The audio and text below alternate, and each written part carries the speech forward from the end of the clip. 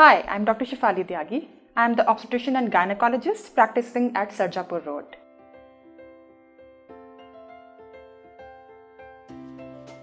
You had intercourse last night and it started bleeding, although this was not the date of your usual periods, and you get worried.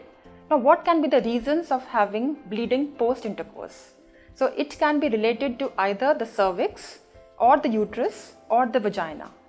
The most common reasons for bleeding after intercourse can be infection around the cervix called the Cervicitis, or they can be small tumor growth coming out from the cervix called the cervical polyp, or they can be something like a ulcer on the cervix called the cervical erosion. Then you can also be suffering from infection called pelvic inflammatory disease, which can lead to the bleeding coming out from the uterus.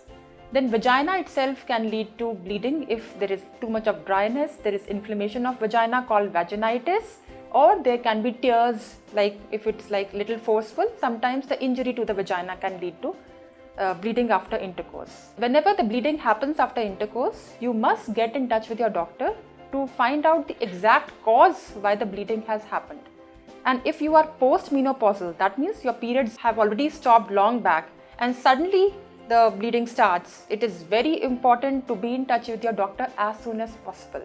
Sometimes when the cause is not threatening, as in the doctor has ruled out that okay, the cause is not threatening, it could be dryness or little infection, and you continue to have bleeding, there is a small possibility that you might not get your next periods on time because the lining of the uterus can come out and become thin, and then it takes a little longer for it to grow again.